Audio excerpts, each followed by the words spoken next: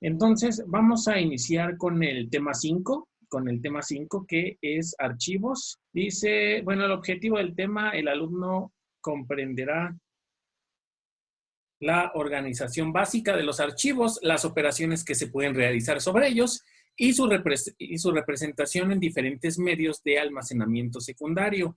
¿Sale? Entonces, vamos a empezar las generalidades. Pues en muchas situaciones del trabajo con las computadoras, la cantidad de datos necesarios para realizar operaciones en una o varias aplicaciones, pues es muy grande para poderse almacenar en memoria principal. En este caso, cuando se tienen muchos datos y se trabaja con una cantidad de información pues muy grande, se requiere un distinto tipo de almacenamiento. Los archivos generalmente tienen una mucha mayor capacidad debido al bajo costo por byte, digamos en relación costo-beneficio, de los sistemas de almacenamiento secundario. Y bueno, para ahondar un poco más en esto del costo-beneficio del almacenamiento secundario, tenemos esta pequeña pirámide que es la jerarquía de memoria en las computadoras en general. En la parte de hasta arriba de la pirámide, el elemento más básico de almacenamiento son los registros. Posteriormente está la memoria caché, está después la memoria RAM o la memoria principal, después vienen los discos duros y ya después otros dispositivos como memorias extraíbles o incluso podríamos añadir un nuevo nivel a esta pirámide que es el almacenamiento en la nube. Entre más arriba de la pirámide estemos, pues son memoria de menor capacidad y entre más abajo estemos, pues la capacidad puede aumentar. Y también, entre más arriba estemos, el procesamiento de ese tipo de memoria se hace mucho más rápido y también el costo por almacenamiento en proporción pues es mucho más caro. Es por eso que los registros son de muy poca capacidad y también la memoria caché en relación con los tamaños de memoria habituales en los discos duros pues es de mucha menor capacidad. Entonces, más o menos así es como se establece esta jerarquía de memoria en las computadoras. Y bueno, aquí es donde vamos a ver dónde intervienen los archivos como estructuras de datos. ¿Sale? Los archivos son persistentes en la memoria.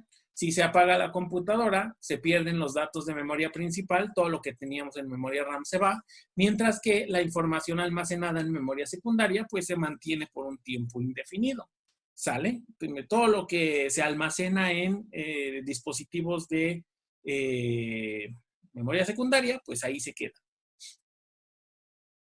Bien, bueno, ustedes saben que al inicio de la computación como disciplina, anteriormente a la década de los 60 del siglo anterior, el motivo principal para la existencia de una computadora era el cálculo o procesamiento rápido de información. Y pues bueno, como saben, la ENIAC fue la primera computadora y pues en esos tiempos, en los orígenes, pues las computadoras solo eran utilizadas para el cálculo rápido o el procesamiento de información. Y bueno, las computadoras en sus orígenes eran del tamaño de un cuarto o del tamaño de una sala completamente. Y posteriormente a esa fecha, más o menos en los 60, se comenzó a ver a las computadoras como dispositivos para almacenar grandes cantidades de información. Si ustedes recuerdan, ¿quién fue el precursor de ver a las computadoras como dispositivos de almacenamiento? Pues fue von Neumann con el concepto de memoria. ¿Sale?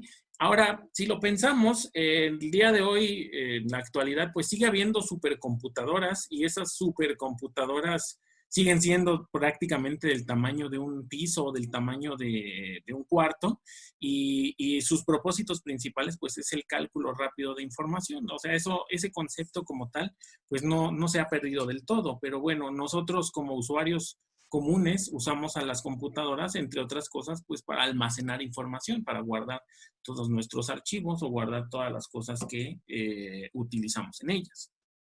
¿Sale? Bueno, entonces como definición, un archivo y aquí vamos a abordarlo, a mencionar un momento las dos perspectivas. Un archivo desde el punto de vista de estructura de datos es una colección de información almacenada como un elemento en alguna unidad de disco de la computadora. ¿Sale? Y un archivo, desde el punto de vista orientado a objetos, o bueno, en general, también es un flujo lineal de bytes de información con un nombre asociado que se almacena en un dispositivo. ¿Sale? Entonces, la otra perspectiva de los archivos es que se entienden como un flujo de información que va de un emisor a un receptor. Ese emisor puede ser la memoria secundaria y el receptor puede ser la memoria principal o viceversa. ¿Sale? Entonces, estas son las dos formas básicas en las que se puede definir un archivo. El sistema operativo juega un papel muy importante en el manejo de los archivos, ya que es responsable de implementar la abstracción de archivo básico sobre los dispositivos de almacenamiento tales como discos magnéticos, cintas, etcétera. Es decir, en un disco que tiene la información almacenada, el sistema operativo ese es el que se encarga de decir dónde empiezan y dónde terminan los archivos en todo ese disco, y es el que se encarga de acceder a ellos y también se encarga de almacenarlos. Incluso si esto se extiende hasta un almacenamiento en la nube, pues en algún momento tiene que haber algo que interprete ese almacenamiento como un concepto de archivo. Y a nivel sistema operativo y hardware, los archivos se modifican mediante bloques de bytes, bloques de lectura y bloques de escritura. Un poco más adelante vamos a profundizar en eso. Ahora, ¿cuáles son las operaciones sobre archivos? Esas ustedes ya las conocen, las utilizan todos los días. La lectura, la escritura, la eliminación, puede ser la apertura de un archivo, el cierre, y bueno, esto también lo podemos ver desde un punto de vista más complejo, sobre los permisos de los archivos y otras cosas, ¿no? Bueno, son las operaciones que utilizan normalmente, y esas operaciones, pues, son controladas por el sistema operativo. Entonces, pregunta de examen, ¿quién controla las operaciones sobre los archivos? Pues ahí está, ¿no? Los archivos, otra pregunta de examen, ¿por qué los archivos se distinguen de otro tipo de recursos como memoria o como dispositivos externos? Los archivos se distinguen por dos razones. La primera es que son la principal forma de almacenar información, y la segunda es que los sistemas operativos utilizan a los archivos como primitiva o como punto de partida. Aquí hacemos el análisis de que un sistema operativo ve a un archivo como el punto de partida para modelar otras abstracciones de recursos y hacer cosas más grandes, ¿sale? El punto de partida de un sistema operativo es el archivo. ¿Qué más? Bueno, de manera interna, un aspecto importante de cada sistema operativo es el sistema de archivos. El sistema de archivos se encarga de almacenar las diferentes categorías de archivos y las interpretaciones que se tienen sobre ellos. No es lo mismo archivos que sean destinados para almacenar información, archivos críticos del sistema, archivos ejecutables, entre otros, ¿no? Y aquí entra otro elemento que es la extensión que tienen los archivos, ¿sale? Y bueno, dependiendo del sistema operativo es como se interpretan esas extensiones de los archivos, ¿sale? Hay sistemas operativos o versiones que te permiten tener archivos sin extensión, y la forma en la que los puede ver para qué sirven, si es para almacenar, para ser ejecutados, etcétera, pues es a través de otro tipo de abstracción. Y bueno, los lenguajes de alto nivel, como Java, como C, como C++, se apoyan en el sistema de archivo para simplificar el uso de dispositivos de almacenamiento al guardar conjuntos de datos, ¿sale? Ahora bien, la organización de archivos. La organización de archivos, pues bueno, no es otra cosa más que las diferentes maneras en las que se puede distribuir la información dentro de los archivos y las maneras en las que ésta puede ser interpretada. A partir de un sistema operativo, se puede entender la organización de archivos como organización física u organización lógica. La diferencia fundamental entre ellos es La organización física ya es lo crudo, el hardware, los unos y los ceros, cómo se almacenan y cómo se interpretan, y la organización lógica es cómo organiza el sistema operativo, esa abstracción, para generar otras cosas, para que sea el punto de partida de hacer otros archivos y otras cosas todavía más complejas, ¿sale? Bueno, vamos a ver a qué se refiere cada una de estas dos. En el caso de la organización física, pues bueno, lo que se trabaja normalmente cuando se ve la organización física de los archivos es cómo funciona un disco convencional. En este caso, esta imagen se refiere a un disco duro convencional o tradicional y pues bueno, vamos a ver cómo es que el sistema operativo trabaja y ese sistema operativo se va a nivel de hardware y cómo a nivel de hardware se realiza esta organización física sobre un archivo. Entonces, vamos a ver a qué se refiere cada uno de los puntos de este esquema. Lo primero sería una unidad de disco consiste en varios platos o platters que rotan a velocidad constante sobre un eje común o un spindle. El disco duro físicamente está compuesto por varios platos, aquí están, son estos, y esos platos van girando alrededor de un eje común, ¿sale? Los platos giran alrededor de un eje que se llama spindle.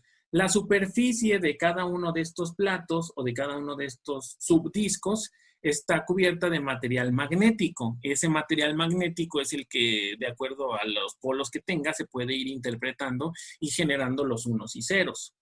Después, cada uno de estos platos puede ser leído o escrito por una cabeza o cabezal que se encuentra al final de un brazo mecánico.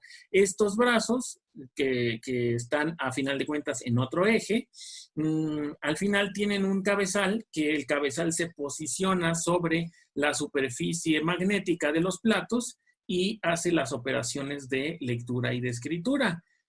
Aquí es importante, esto es como la analogía de un tocadiscos o de un LP, que pones el disco, pones una aguja y ahí es donde empieza a girar y se escucha la canción o lo que sea, ¿no? ¿Qué más? Ahora, cada brazo se encuentra físicamente acoplado y en conjunto pueden acercar o alejar las cabezas del eje. Es importante aquí entender que estos brazos se mueven al mismo tiempo. No es que uno se mueva para un lado y otro se mueva para otro, sino que estos brazos se mueven al mismo tiempo. Esto quiere decir que los cabezales de los brazos están alineados y al estar alineados leen la misma parte en cada uno de los platos. Y las cabezas de lectura o escritura de estos brazos se alinean verticalmente en todo momento y por lo tanto el conjunto de pistas bajo cada una se puede utilizar simultáneamente. Estas pistas o tracks es la parte específica que está leyendo en ese momento el cabezal, ¿sale? Y el conjunto de estos tracks, este conjunto de aquí se conoce como cilindro. Se conoce como cilindro porque se hace la lectura al mismo tiempo, ¿sale? Y bueno, pues a grandes rasgos así sería el funcionamiento de un disco duro convencional, como los que tienen la mayoría de sus computadoras, aunque ahora pues lo nuevo es los discos de estado sólido, ¿sale? Bueno, ¿y qué pasa con la organización lógica?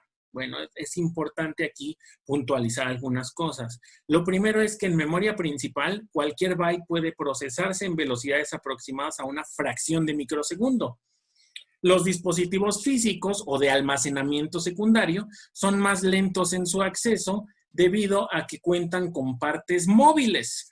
Y en el caso de los discos existen dos componentes de movimiento mecánico, que son los que acabamos de ver, la rotación de los platos y el movimiento de los brazos para posicionar las cabezas y hacer la lectura.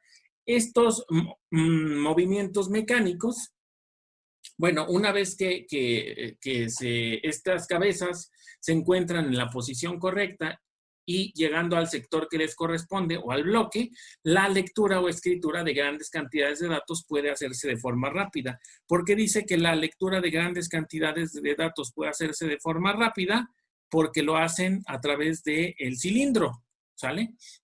se leen las varias pistas al mismo tiempo y no es que vaya leyendo de una en una, sino que se trae toda esa información a memoria principal.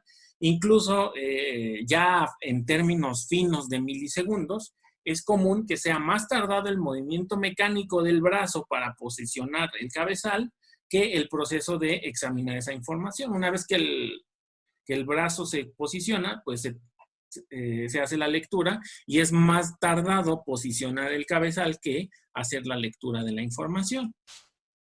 Bien, dicho esto, cada uno de estos movimientos requiere aproximadamente 10 milisegundos. Y si hablamos que el acceso en memoria principal es de fracciones de milisegundo, pues aproximadamente esto es 10,000 veces más lento que el acceso en memoria principal. Es decir, el movimiento mecánico de los discos nos alenta demasiado el acceso a la información. ¿Sale? Por eso hay ahora una nueva,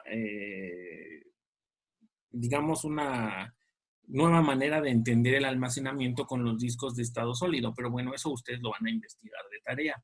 ¿Sale? Y bueno, entonces, ¿de qué forma se puede estructurar un archivo para realizar las operaciones de disco de manera rápida? Ahora, ustedes dirán, esto 10 milisegundos, pues a ojo humano no es algo considerable o no es algo significativo. Pero cuando ya se trabajan grandes cantidades de información, pues sí es tardado. No es lo mismo procesar algo en memoria principal que guardar en un disco un video en alta definición o un archivo demasiado grande. Ahí es donde ya es tardado porque hay un impacto en el almacenamiento que hay. De la misma manera para abrir esa información. ¿Sale? Ahora, entonces, ¿de qué forma se puede estructurar un archivo para realizar las operaciones sobre el disco de manera rápida? Muy fácil, la solución es la escritura por bloques. ¿Vale? Vamos a ver a qué se refiere esto de escritura por bloques. Bueno, entonces, la escritura por bloques. ¿De qué se trata esto? Con el fin de disminuir el tiempo de espera por los movimientos mecánicos, la lectura no es de un solo elemento, sino que es de varios elementos al mismo tiempo a través de estos cilindros que mencionábamos. Cada escritura o lectura al disco es sobre uno o más bloques. Quiere decir que estos cilindros, el sistema operativo a través del hardware los interpreta como bloques y hace la lectura de bloques al mismo tiempo. ¿Sale? El tamaño de los bloques no es un tamaño fijo, es un tamaño que establece el sistema operativo y que normalmente se define por un número en que la memoria sea divisible. Si recordamos que en nuestras computadoras las memorias funcionan por tamaño de palabra a partir de bytes, entonces ese tamaño se establece considerando potencias de 2. Y ese tamaño de bloque, normalmente los tamaños convencionales, que son potencias de 2, pues bueno, en las computadoras donde no era muy grande el tamaño de memoria, pues había bloques de 2 a la 10, 2 a la 11, 2 a la 12, 2 a la 13 bytes. Y en las computadoras actuales, donde ya hay una mayor capacidad de almacenamiento, pues esos tamaños de bloque pues han ido creciendo, 2 a la 14, 2 a la 15, 2 a la 16.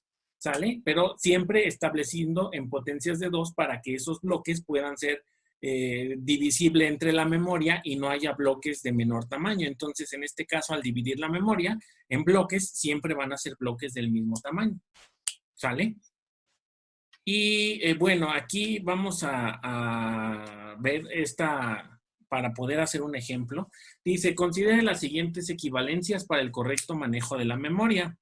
De entrada, pues si todo el mundo ya sabe que un byte son 8 bits, un kilobyte son 1024 bytes, un megabyte, aquí ya empezamos con problemas, son 1,048,576 bytes, o lo que es lo mismo, 2 a la 20, acuérdense que son potencias de 2. Y aquí sí les recomiendo que tengan un cuaderno a la mano para que sea más accesible entender el ejemplo que vamos a hacer. Entonces, apunten por ahí en algún lugar.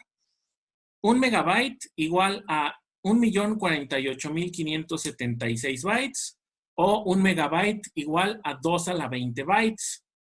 ¿Sale? A partir de ahí, esto sigue creciendo Después, la memoria también se establece en tamaños de megabytes, 128 megabytes, 256, 512 o 1 gigabyte. Y aquí es donde se tiene que considerar cuáles son los tamaños comerciales de memoria. Los tamaños comerciales, pues normalmente son estos números que son cerrados. Hay memorias de 128, de 256, de 512 y a partir de gigas, 1 giga, 2 gigas, 32 gigas, 64 gigas, 128, etcétera. Y bueno, 1 gigabyte son 1024 megabytes o 2 a la 30 bytes. ¿Sale? Estos números hay que tomarlos en cuenta y sobre todo para este ejemplo que vamos a ver, considerar el tamaño de memoria comercial. Ustedes no han visto memorias de 200 megabytes porque no son números divisibles en la memoria, o de 400, no existen memorias de 400 megabytes o de 800 megabytes. Normalmente los tamaños comerciales se van basando en las potencias de 2. De 128 se salta a 256, de 256 se salta a 512 y de ahí se salta a 1024 y 1024 ya implica 1 gigabyte. ¿Sale? Y bueno, a partir de ahí ya nos podríamos ir a cosas más monstruosas hasta llegar al yottabyte. Pero bueno, por salud mental no nos metamos en eso. Vamos a nuestro ejemplo. Aquí, insisto, vayan apuntando o pongan atención. Dice, se requiere almacenar los datos de una guía telefónica de 1.200.000 entradas o registros. Entonces ahí tomamos 1.200.000 registros. Y si cada uno de ellos requiere 512 bytes para almacenarse y se considera un tamaño de bloque de 2 a la 13 bytes u 8.192, ¿qué es lo que nos pueden pedir a partir de esa información? Dice obtener el tamaño de memoria que se requiere para almacenar los registros. ¿Cuánto tiene que ser de qué tamaño tiene que ser una memoria para poder almacenar 1.200.000 registros de 512 bytes? ¿Sale? Después, el número de bloques disponibles para ese tamaño de memoria. Acuérdense que el número de bloques es la forma en la que se divide la memoria para trabajar. La cantidad de registros que caben por bloque y la cantidad de bloques necesarios para almacenar el archivo. Entonces, vamos a obtener todo eso. Pongan atención. Entonces, lo primero que nos piden es el tamaño de memoria. Bueno, para encontrar el tamaño de memoria, primero encontramos el tamaño completo del archivo, que es el 1.200.000 registros de 512 bytes cada uno, sería de 614.400.000 bytes. Pero la memoria normalmente se establece en megabytes.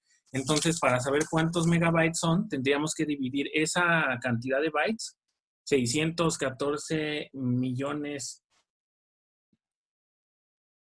400, me falta un 4, 614 millones 400.000 bytes entre un megabyte, ¿sale? Porque vamos a obtener la memoria en megabytes. Acuérdense que un megabyte, lo deben de tener ahí, es 1.048.576 bytes, ¿sale? Y al hacer esta división, entonces el tamaño de ese archivo es de aproximadamente, vamos a escribirlo aquí, aproximadamente 586 megabytes.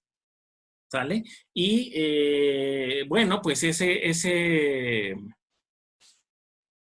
archivo no cabría en una memoria comercial de 512 megabytes. Entonces tendríamos que irnos al siguiente tamaño comercial de memoria. Por lo tanto, el siguiente tamaño comercial es de 1 gigabyte. ¿Sale? Entonces, el tamaño de memoria sería de 1 gigabyte o lo que es lo mismo, ya lo dijimos hace rato, 2 a la 30 bytes. Después, para obtener el número total de bloques, se divide el tamaño de memoria entre el tamaño de bloque. Ya dijimos que el tamaño de memoria es 2 a la 30 y el tamaño de bloque, lo dijimos al inicio, es 2 a la 13. Entonces, al hacer esa división de 2 a la 30 entre 2 a la 13, debería ser algo así como 30 menos 13. ¿Están de acuerdo que serían algo así como 2 a la 17? Esto nos daría 131.072 bloques totales disponibles. ¿Sale? Entonces, esa es la otra que nos estaban preguntando. ¿Sale? Y bueno, para obtener el tamaño de para obtener la cantidad de registros por bloque se divide el tamaño de bloque entre el tamaño de registro. En este caso, el tamaño de bloque era 2 a la 11 u 8192 bytes, esto es en bytes, y el tamaño de registro es 512, ¿sale? ¿Ya se marearon? ¿Ya se hicieron bolas? Bueno, eso espero. Después, esta operación, 8192 entre 512, nos indica que, ¿cuánto da? En cada bloque se pueden almacenar 16 registros, ¿sale? Y finalmente, para obtener la cantidad de bloques necesarios para almacenar el archivo completo, se divide la cantidad de registros que se requieren almacenar entre los que caben por bloque. Queríamos almacenar 1.200.000 registros y caben 16 por bloque, entonces se necesitarían 75.000 bloques para almacenar el archivo. Y más o menos así es como se puede jugar o como se entiende el manejo de lógico de los archivos. ¿Sale? Así es como hace el sistema operativo de acuerdo al tamaño de bloque y de acuerdo a los archivos que tiene que almacenar y la cantidad que requieren. Aunque ahora pues, los sistemas de archivos lo hacen de manera más dinámica. Conforme va creciendo el archivo, pues va creciendo la necesidad de memoria que tiene. Pero bueno, esta es la forma más básica en la que se hace. Y pues por el momento eso sería todo. Gracias y seguimos en contacto.